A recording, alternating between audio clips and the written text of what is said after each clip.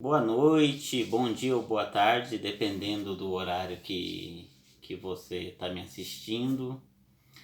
Hoje eu vou falar um pouco sobre esse cenário que está acontecendo, cenário mundial, né? Um cenário global sobre essa coisa chinesa que tem afligido o mundo. E aí, enquanto você está na sua quarentena de livre, espontânea pressão pelos governadores do Brasil, outros também estão em outros países também sofrendo essa mesma pressão, tendo o seu direito de ir e vir sendo tolhidos, o seu direito de expressão, de manifestação. E é sobre isso que nós queremos falar um pouco, né? Sobre essa ideia de que na China simplesmente surgiu um vírus do nada, que eles eram uns coitadinhos, e aí não percebendo o que aconteceu, não avisaram logo, e de repente aquilo foi se espalhando e virou uma pandemia, atingiu níveis globais, e aí todo mundo começou a sofrer, e agora a China, como que fazendo uma meia-culpa, simplesmente se coloca como ajudadora do mundo, vendendo máscaras, roupas, insumos e etc. Mas o fato é que quem lucrou com tudo isso foi a China, porque enquanto as outras economias caem, a China se dá muito bem comprando tudo. A China só lucra com esse vírus. E aí eu me pergunto, esse vírus, ele foi pego ali naquele mercadão onde eles dizem porque alguém comeu cachorro ou morcego ou alguma coisa ali? Eles têm anos que comem isso e nunca surgiu? Ou seria um vírus criado em laboratório, pré-planejado e soltado em momento oportuno? Entendendo que a China, em primeiro lugar, para que nós comecemos a nossa reflexão, é uma China comunista, e a China sempre teve uma ideia imperialista. A China não tem presidente, a China tem um imperador. E me parece que com essa ideia de solução global, de todo mundo se unir em torno de uma catástrofe, isso veio muito a calhar para preparar um cenário para a implantação de um governo central. E esse governo central, é lógico, todo governo tem uma personalidade que manda nele. Ainda que se reúnam assessores de todos os países, existe sempre o presidente. Existe sempre aquela personalidade que se destaca. Existe aquele que consegue influenciar os outros. Então, parece que o mundo está sendo preparado para isso. De maneira, vamos dizer, ocasional, aleatória, ou talvez de maneira artificial, mas o fato é que essa coisa chinesa, para não dizer o nome, porque senão o vídeo fica bloqueado, essa coisa chinesa tem servido para preparar o mundo para a chegada do anticristo, o homem da iniquidade, e é isso que eu vou falar hoje. Eu vou ler aqui em 2 Tessalonicenses capítulo 2, alguns versículos para depois nós meditarmos. Diz assim: Irmãos, no que diz respeito à vinda de nosso Senhor Jesus Cristo e à nossa reunião com Ele, nós vos exortamos a que não vos demovais da vossa mente com facilidade, nem vos perturbeis, quer por espírito, quer por palavra, quer por epístola, como se procedesse de nós, supondo tenha chegado o dia do Senhor. Ninguém de nenhum modo vos engane, porque isto não acontecerá sem que primeiro venha a apostasia e seja revelado o homem da iniquidade, o filho da perdição, o qual se opõe e se levanta contra tudo que se chama Deus ou é objeto de culto, a ponto de assentar-se no santuário de Deus, ostentando-se como se fosse o próprio Deus. Não vos recordais de que ainda convosco eu costumava dizer-vos essas coisas? E agora sabeis o que o detém, para que ele seja revelado somente em ocasião própria. Com efeito, o mistério da iniquidade já opera, e aguarda somente que seja afastado aquele que agora o detém. Então será de fato revelado o iníquo, a quem o Senhor Jesus matará com o sopro da sua boca, e o destruirá pela manifestação da sua vinda. Ora, o aparecimento do iníquo é segundo a eficácia de Satanás, com todo o poder e sinais e prodígios da mentira, e com todo engano de injustiça aos que perecem, porque não acolheram o amor à verdade para serem salvos. E por este motivo, pois que Deus desmanda a operação do erro, para darem crédito à mentira, a fim de serem julgados todos quanto não deram crédito à verdade. Antes, pelo contrário, deleitaram-se com a injustiça. Muito bem, então vamos tentar fazer um panorama rápido aqui da carta aos Tessalonicenses. Paulo começa essa carta dando graças porque a igreja tinha aumentado na fé, no amor, na perseverança. Capítulo 1, versículos 4 e 5 vai dizer que Paulo está orando e está contente porque eles estavam enfrentando muitas aflições e perseguições, e isto era um sinal da maturidade da fé que a igreja em Tessalônica estava vivendo. Paulo trata a perseguição e aflição para aqueles que obedecem o evangelho como algo bom. Então, se você sofre, ou é perseguido, ou é afligido por conta do evangelho, isto é um sinal de que Deus há de um dia te recompensar. Se você ler a carta toda, você vai ver. Hoje você sofre, mas no dia do Senhor, na manifestação dele, as coisas vão se inverter. Você ganha o seu galardão. Você estará com o Senhor nos céus. E aqueles que são causadores da sua aflição hão de sofrer penalidade. Então Paulo está conscientizando eles de que eles estavam no caminho certo. Porque a igreja não havia fechado as portas. Eu já fiz um vídeo sobre isso, de que a igreja não deve ficar com as portas fechadas. E aí, eu tenho que dizer isso, que no Brasil, os pastores se acovardaram diante de autoridades políticas e diante de uma ameaça de um vírus que pode ser fraco aqui no Brasil e diferente em outros países, porque existem alguns países que a letalidade dele é maior, em outros é menor. Nós não sabemos direito com o que estamos lidando. Eu sei que a política está muito envolvida nisso e eu entendia que era hora da igreja levantar e mostrar a sua voz. Estamos em um país que temos liberdade de culto. Daqui a pouco falaremos sobre isso. Mas parece que só o pastor Silas Malafaia tem levantado essa bandeira de defender o evangelho e as igrejas abertas. E aí, como é que ficamos nós, que muitas vezes condenamos o seu estilo, o seu jeito teológico de se posicionar acerca de algumas questões, né? Então fica aí a minha preocupação.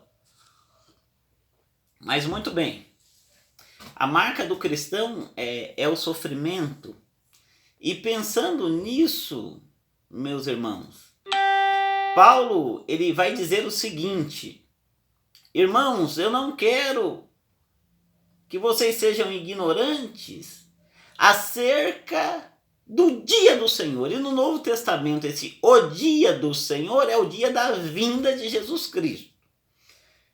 O Novo Testamento não fala de duas vindas, fala apenas de uma vinda. Ele diz: ninguém demovais facilmente da vossa mente, do seu caminho. O que Paulo está dizendo aqui é que ninguém engane vocês dizendo que, olha, o Senhor já voltou, o Senhor está ali, ou o Senhor está lá, ou aconteceu um evento no qual o Senhor já apareceu. Porque Paulo diz que isto não há de acontecer antes que seja manifestado o iníquo, o anticristo. Aqui o texto não diz anticristo, mas nós vamos ver em Apocalipse que se trata do anticristo. Então não há de acontecer a volta de Cristo sem que primeiro ele seja revelado. E aí Paulo vai dizer, não acredita nem se um espírito disser, nem se alguém eloquente disser, nem que alguém tenha mandado uma carta supostamente nossa, porque naquela época era comum assinar com o nome de outra pessoa. Então Paulo diz, nem se chega uma carta minha dizendo que Jesus já voltou, que o dia já chegou. Não acreditem, porque eu já ensinei para vocês que primeiro tem que vir a apostasia e o homem da iniquidade precisa ser revelado. Com isso, meus irmãos, o que eu quero dizer e que fica bem claro, eu quero que fique bem marcado, de que eu sou pós-tribulacionista. Paulo está dizendo para a igreja de Tessalônica, fica firme na tribulação e Jesus não volta antes que aconteça a grande tribulação. Ou seja, a igreja vai passar pela grande tribulação. Não existe o pré-tribulacionismo na Bíblia, ou o famoso arrebatamento súbito. Tem muita gente aí já sofrendo e esperando ser arrebatado, achando que a igreja vai ser tirada de repente, antes do anticristo. E aí muitos vão dizer aqui, igual o Paulo está dizendo, o dia do Senhor já chegou, porque muitos já sumiram. Tem gente já inventando algumas teorias mirabolantes que, quando a igreja sumir, os jornais vão dizer que os alienígenas abduziram, por isso que eles fazem tanto filme sobre alienígenas. É claro que não. Porque muitos dos que ficaram vão saber a história e vão dizer, o dia do Senhor chegou. E Paulo está dizendo que ninguém vai fazer esse tipo de afirmação, o dia do Senhor chegou. Ninguém poderá fazer antes que o palco do anticristo tenha sido formado e que ele venha a governar. Igreja de Cristo e todos que gostam de Deus e do tema de escatologia, se prepara, porque a tribulação, quando vier, há de atingir a igreja na fase final. É o tempo que a igreja deverá ser mártire pelo Evangelho. Aí Jesus Cristo mesmo diz, será que haverá fé na terra quando o Filho do Homem voltar? Porque nós estamos vivendo, pelo menos no Brasil, tempos de moleza, né? Quarentena, Netflix, ficar em casa, internet. Imagina se cortassem a internet, será que ficaríamos em casa? E daqui a pouco vem a fome. Você viu que de repente nós estávamos vivendo com as igrejas abertas aqui no Brasil e falando, olha, país tal precisa ser assessorado porque lá tem perseguição. Aqui não tem perseguição, mas de repente, da noite para o dia, as igrejas foram fechadas. E onde estão os pastores, os pregadores eloquentes de púlpito? Volto a reforçar, o irmão, a irmã que quiser se reunir comigo, eu estou disposto a me reunir. Essas mãos aqui, que Jesus me deu, é para impor sobre os doentes, para que eles possam ser curados, segundo a palavra de Deus. Eu não tenho medo de impor as mãos sobre os doentes, eu não tenho medo de me reunir com ninguém, eu não tenho medo dessa coisa chinesa aqui, que veio sobre o mundo. Muito bem, mas explicando essa ideia de que a igreja de Tessalônica passou por sofrimento, e Paulo estava dizendo é normal, e depois de ficar claro que Paulo está dizendo que Jesus não volta sem que antes venha a tribulação e o sofrimento, ele vai dizer sobre um pouquinho como vai ser o caráter do filho da perdição. Ele diz que ele se opõe, capítulo 2, versículo 4. Ele vai se manifestar o filho da perdição antes da vinda do Cristo, o qual se opõe e se levanta contra tudo que se chama Deus ou é objeto de culto. Aqui, meus irmãos, a gente precisa ter a cabeça bem aberta, a mentalidade aberta para entender um pouquinho sobre isso. O texto está dizendo que ele vai se levantar contra tudo aquilo que se chama Deus e contra tudo aquilo que é objeto de culto. Então, em uma coluna, imagine, contra tudo aquilo que se chama Deus e contra tudo aquilo que é objeto de culto. Então, por essas vias, nós conseguimos entender o que é o mistério da iniquidade e da apostasia, pelo qual Paulo está dizendo que o mundo haverá de ser acometido e que tipo de governo o anticristo governará. Por essas características você fica sabendo. E a primeira grande coisa que nós precisamos nos aperceber é a retirada do princípio da laicidade do Estado. Tem muita gente que pensa que pelo Estado ser laico, o Estado é ateu. Eu sei que muita gente já tem a mente aberta para isso, sabe que não é isso.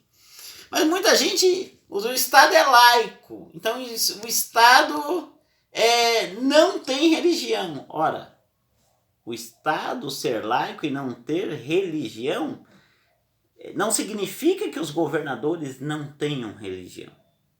A ideia da neutralidade do Estado e o Estado laico é a garantia de que você pode adorar de forma livre tudo aquilo que você chama de Deus, tá?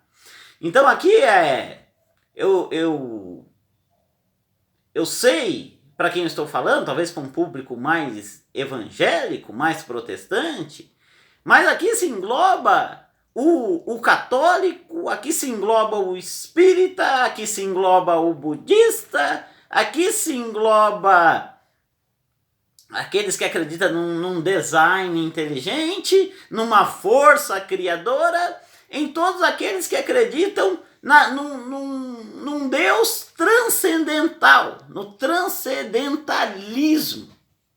A ideia de transcendente, olha, Deus, ou como queiram chamar, ele é criador de todas as coisas. Entende? Se você entende que há uma força criadora de todas as coisas, que deve haver um Deus, que deve haver uma soberania por aí, criadora, que o mundo não veio do caos, que o mundo não veio por um acaso, este homem da iniquidade, ele é a negação de tudo que você chama de Deus. Não poderá mais ninguém acreditar em Deus. E aí a laicidade do Estado diz que você pode acreditar em Deus da forma que você quiser.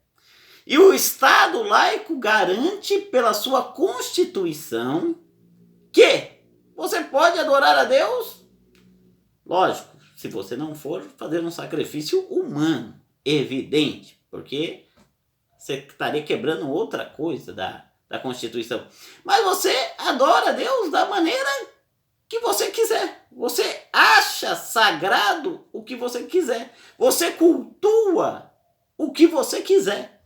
Você pode cultuar imagem, o sol, a lua, as estrelas, cristal, somente a Jesus Cristo, que é quem eu cultuo e adoro como o único Deus soberano e salvador, mas o fato é que você pode fazer do seu objeto de culto qualquer coisa que você quiser, e o Estado defende você para isso. O Estado é neutro.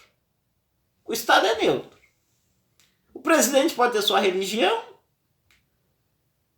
o senador a sua religião, pode haver ateu no parlamento, mas o fato é que o Estado laico garante que você possa adorar a Deus e fazer o seu culto. E diz que o homem da iniquidade, o espírito da apostasia, ele não aceita que você adore a Deus. Ele se oporá contra tudo que se chama Deus e contra tudo que é objeto de culto. E aí, para a gente entender um pouquinho o que é objeto de culto, talvez você não adore Deus, mas talvez você tenha algumas coisas que para você é sagrado. Talvez você fale, minha família é sagrada. Eu cultuo isso. É uma ideia. Cultuar vem da ideia de cultivar. Sabe? De preservar. E você preserva e reverencia aquilo porque para você é um princípio muito caro. Os ensinamentos do seu pai. A ideia de homem e mulher, existe macho e existe fêmea. E não existe outra coisa, existe opções diferentes, porém, você sabe que biologicamente só existam essas coisas. Você entende que a criança é um bem sagrado, que não pode ser tocado. E você entende simplesmente que ela não pode ser doutrinada na escola com ideologia de gênero. A criança não pode ser, na sua infância, sexualizada, cartilha, conscientizada de que homem é uma construção social e mulher é uma construção social. Você cultua ou quer preservar na base da sua existência esse direito de acreditar e que ninguém venha arrancar o seu direito de acreditar e cultivar e preservar algumas coisas que são sagradas. Tem para pessoas algumas instituições que são sagradas, como a igreja, como o templo. Alguns têm alguns objetos como sagrado, mas este homem da iniquidade se oporá tudo contra aquilo que se chama Deus e que seja objeto de culto. Ora, aqui a gente precisa ter entendimento. O livro de Daniel diz: Daniel, encerra essas palavras porque não é para os seus tempos, é para os tempos do fim. E os sábios entenderão. Aqui precisa de entendimento, aqui precisa ter um pouco de perspicácia, meu irmão, para que você possa compreender. Qual é o movimento mundial que começou com um satanista, tema de outro vídeo, mas Karl Marx era satanista. E este satanista, ele vai inverter a filosofia do idealismo alemão, que é a ideia de buscar a verdade, da transcendência, e ele vai criar algo chamado materialismo histórico. Ele diz, não existe nada transcendente. Tudo é materialismo. Aí darwinismo, tudo é materialismo. Para Nietzsche, Deus está morto porque a sociedade havia perdido a ideia de Deus. A própria sociedade estava enterrando Deus porque não cria mais em Deus. O homem começou a acreditar em apenas meios empíricos e científicos. E aí ele cria algo chamado comunismo. E aí o Estado comunista da União Soviética com Stalin mata 20 milhões de pessoas de fome. E o Estado comunista não é um Estado laico, é um Estado ateu. Ele proibiu tudo que se chama Deus, ele se opôs. Não existe Deus. Existe o Estado. Existe a figura de Estado. E proibiu todo o culto. O culto somente ao material, ao Estado. Nada de transcendental. Depois Mao Tse-tung vai implantar essa ideologia comunista na China, que está até hoje, vai matar 70 milhões de pessoas, números que deu para se contar, mas pode-se chegar a muito mais. E quem deveria ser reverenciado? O Estado e Mao Tse-tung. Na Coreia do Norte, se você passar por uma estátua do imperador da Coreia do Norte e não reverenciar com a sua cabeça o homem, você pode ser preso, pode até ser morto.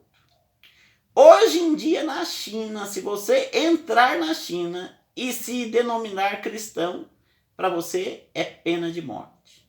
E existem dados que comprovam que eles matam cristãos e vendem os órgãos. A China é um lugar para o cristão ou para aquele que acredita em Deus, que faz nome de qualquer divindade, não está. Porque o comunismo prega apenas o materialismo, prega apenas o Estado.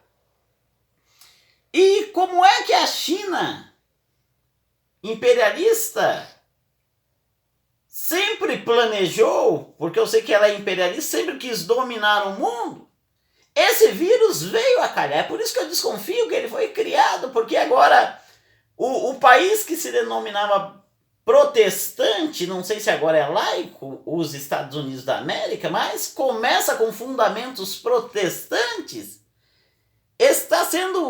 era a primeira economia do mundo, a China vem ganhando força, e agora com essa coisa chinesa, o país que era o portador da liberdade, da fé religiosa, da expressão religiosa, está caindo para segundo plano, para que a ideia russa, chinesa, comecem a controlar o mundo. E a gente vai ver aqui no Brasil que o nosso presidente Bolsonaro está sofrendo ataques de todos os lados. Ele fez um decreto para abrir lotéricas e igrejas e foi derrubado. Aí depois ele entrou com um recurso. A lotérica abriu, mas a igreja dos governadores não deixam abrir. Presta bem atenção, meus irmãos. O evangelho está sendo fortemente atacado. As igrejas estão sendo fechadas. E onde é que estão os cristãos? Onde é que está a igreja invisível? É nesse momento que a igreja invisível tem que começar a surgir. Onde é que estão aqueles que vão denunciar a corrupção? Eu faço aqui um vídeo para tentar, de certa forma, denunciar esse esquema russo-chinês.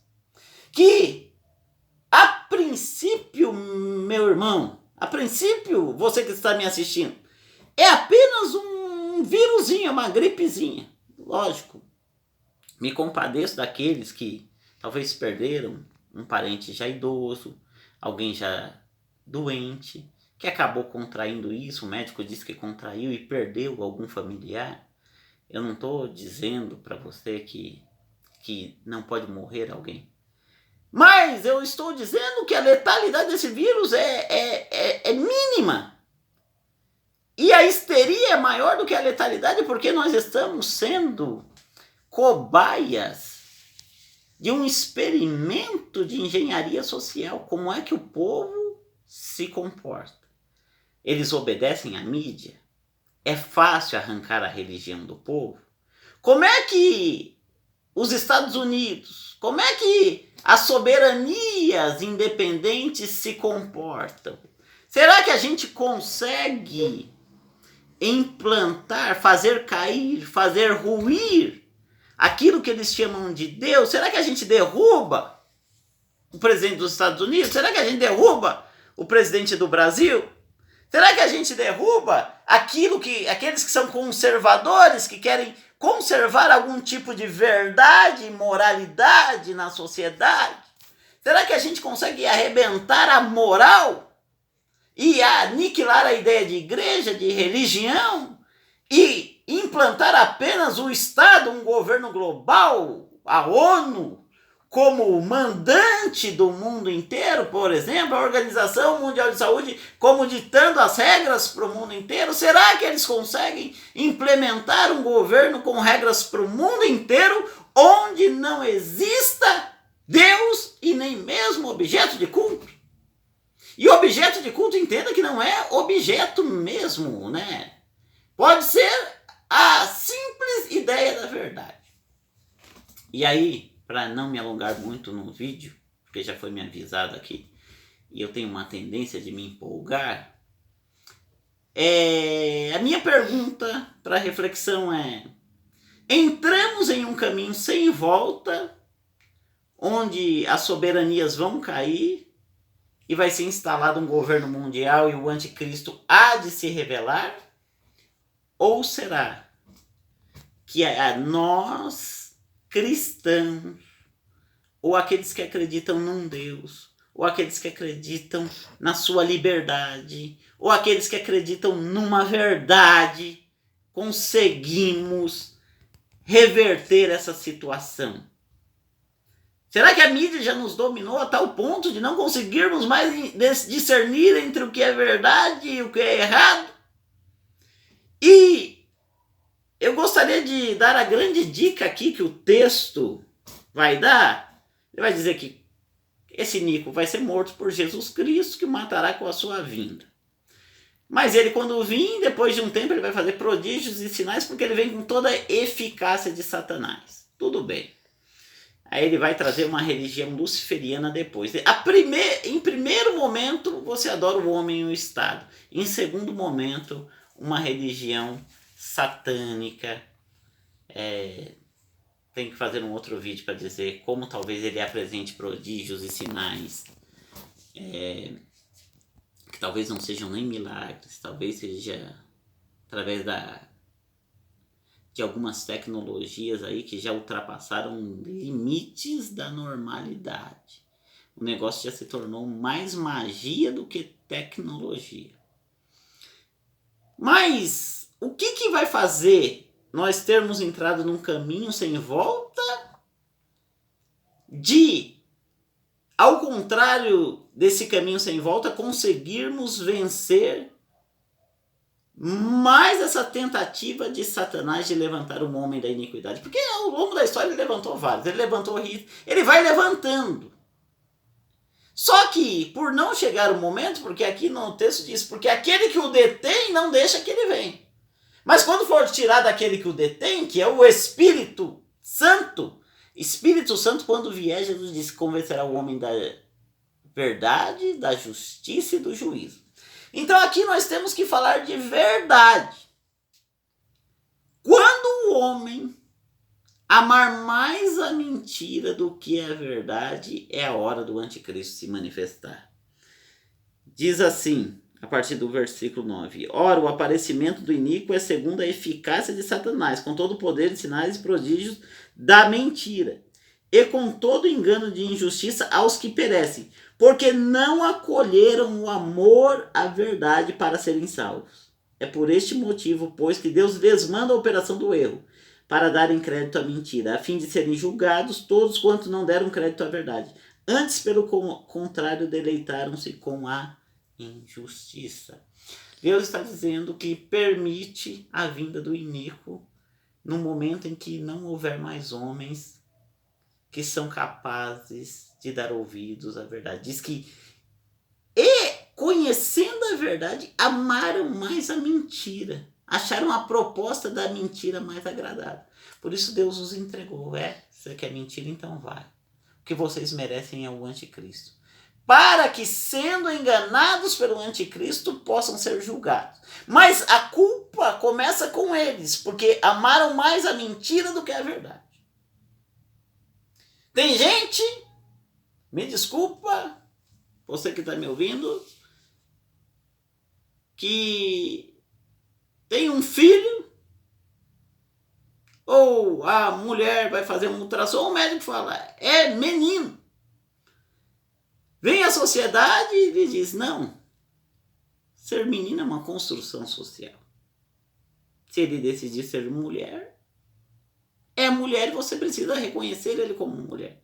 Entenda a perversão, como é mudado a realidade diante dos nossos olhos.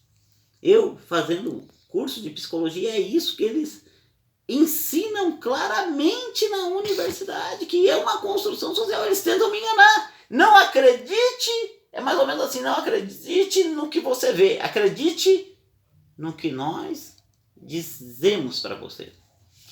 Mas eu continuo acreditando naquilo que eu vejo.